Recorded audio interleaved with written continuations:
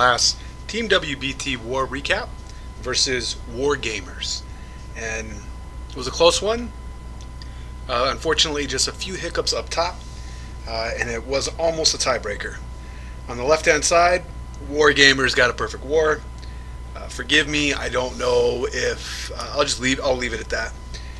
And on the right-hand side, everything was cleared for Team WBT except the top two Town Hall 11s, which I believe are 10.5s. This one's a full-on 11 and a 10.5. Very close, 91%, almost pulled down that 3. And then a full Town Hall 11 versus Town Hall 11 offense with Sasaki Uchiha. Bet she has a mini of that funny way to spell Brian, but anyway. Let's get down right to it because I got a lot of recaps to show. Congratulations, War Gamers. Let's start way down at the bottom. Some good stuff here. A lot of engineered bases. We got to live fine. It's going to do an HPHB, and what I really liked about this, it's one of your very low-level teen hero HPHB. So very appropriate base for this as well. But what I really liked about this is his pathing. You know, with HPHB, you got to make a choice if you're going to bring a jump or not, or if you're going to bring wall breakers or not. Commonly, you don't bring wall breakers or a jump. Sometimes, though, you got to bring one, and this is a great example of when to do that. He's got his He's got his baby dragon on the left-hand side, which completes the first part of the funnel. He's got his wizards on the bottom here, getting the other part of the funnel that gets the storage just in time as it goes down. But there's the first part of the funnel. Trash building's gone, right? And oh my gosh, I've got to get rid of some. I apologize for the delay. I am just getting all kinds of notifications. Anyway, so here's the first part of the funnel. Really nice, right? Here's the next funnel within a funnel. So people ask, like, how can you control giants? Well, they're going to hit defenses. The next nearest defense for giants to hit is not this archer tower and not this wizard tower, but this air defense. So when they're done cleaning up this stuff, they're going to eat through this wall. And that is the funnel within a funnel for those HGHB. Get your giants going the right way. Queen's going to take care of that. And she's going to miss this, I believe. They don't quite have the reach for that. But when I talk about steering your bowlers, this is a great example. Poison down, one bowler strays. He puts the jump down to get to the other half of this base, uses the rage down at the right moment, sprinkles in the complementary hogs on the top left-hand side to get that archer tower that was left behind. Meanwhile, he's got a super his golems, not golems. I keep saying that. His giants are left banging on a wall there. However, he's still just sticking with the main attacking force, trying to get the most out of those bowlers there, which are really helpful. Sprinkling in some hogs on the back end, and still keeping some hogs just in case, being patient with them as they get distracted. Then he's those last hogs at that wizard tower up there on the top right, bags an AQ ability, and just really was nice example of how you can path HGHB, because I'm tired of hearing people tell me that it's random. It is so far from it. Great job to live fine. That was a really nice example of an HGHB and pathing wise. So we're going to go to times 2, nothing but cleanup, and then we're going to keep moving up. There's the army comp. Okay, going up some to number 9. By the way, these are all fresh hits. We got Riot Gaming, who had a true beer run 6-pack. 2 fresh hit 3 stars. It was hard to pick which one. So great job to Riot Gaming. Alright, so he's going to start his baby dragon here to get the part of the funnel going on. Meanwhile, he's got another baby dragon on the bottom here to get the other part of the funnel. And he's got his AQ already started, since those dragons are distracting some defenses. Then he drops down the poison, greets the BK encounter comfortably, drops down his BK because he really needs to ensure that his queen goes inside this compartment. He is aiming for the archer queen, the sweeper, this air defense, and ultimately that air defense at the very end is what he's going to try to reach for. So with the suicide queen suicide BK to really clear out the trash buildings, ensuring that she doesn't come outside, hug the wall, and then start cleaning up her or focusing her attention on the trash building on the outside. It was worth the trade, in my opinion, because the BK is not going to make the raid. Making sure the pathing for his loons are correct will make the raid. So he's got another rage. He's got one left. Poison down for the CC that's out of the picture. Just fighting the sweeper just a tiny bit. It's now gone. She's beating on a wall, but now she's completely comfortable. Starts in his, by the way, no boulders in the CC. So a true AQ walk, Lalo. He starts double up the first AD. Tesla farm, that was, I don't think that was planned there because you don't really know. It could have been anywhere. And it is a fresh hit. So he ends up seeing that pop there and realizes he's going to have to give just a little extra time for his loons, because if they don't take down this farm, that's it. But they do get it done. Great, really smart to bring the haste, even though they're a smaller circumference or diameter.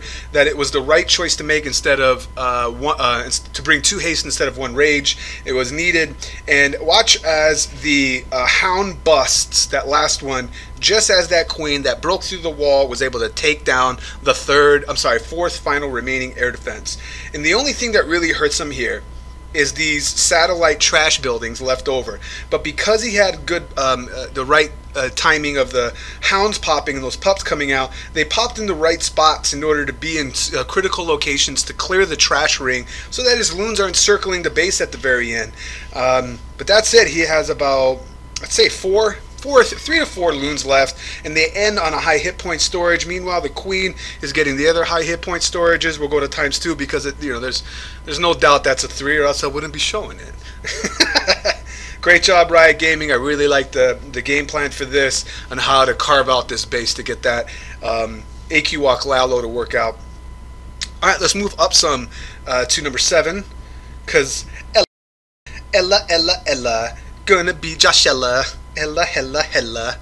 Alright, so Josh is going to do your Vaho here. No queen walk, which is, for me, unusual with Joshella. I almost always see him do one of those. He does love his Valks, though. I'm not surprised to see that. But looking at this base, this is what you expect. He's a 9.5, and this is what, a 9.11? He's got a Warden, no Eagle, but no Infernals either. No 3rd Expo either. So I call this a 9.11.